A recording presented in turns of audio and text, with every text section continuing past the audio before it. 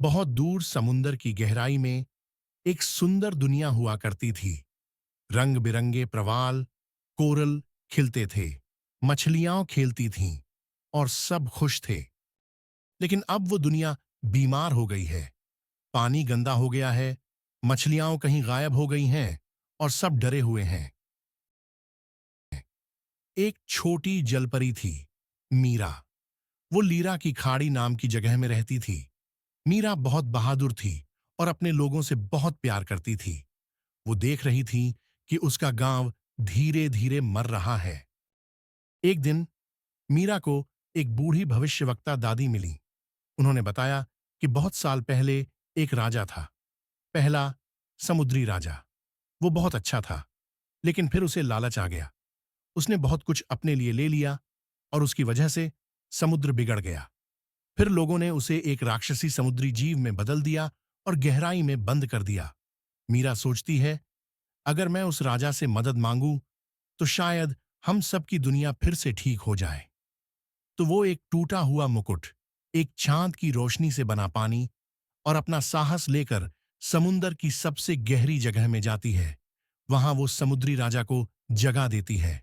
वो बहुत बड़ा और डरावना था, लेकिन उसकी आंखों में दुख और अकेलापन था। राजा कहता है, मैं समुद्र को फिर से ठीक कर सकता हूं, लेकिन तुम्हें मेरा शाप तोड़ना होगा। राजा का शाप तोड़ने के लिए मीरा को 3 पुराने खजाने ढूंढने होते हैं। लालच का खजाना, धोखे का खजाना, घमंड का खजाना। हर खजाना एक समुद्री आत्मा के पास है, जो राजा की दुश्मन है।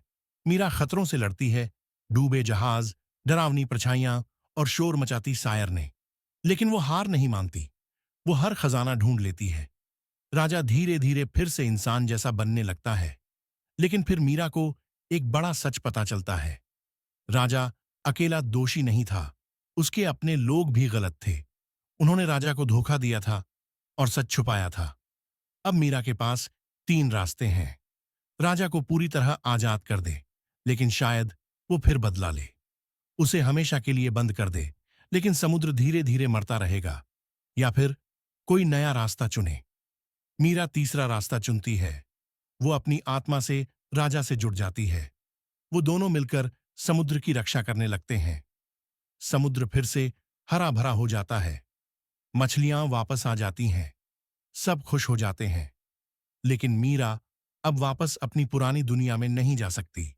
वो अब समुद्र की रक्षक बन चुकी है। लोग आज भी कहते हैं, अगर तुम ध्यान से सुनो तो समुद्र की लहरों में मीरा की कहानी गूंजती है।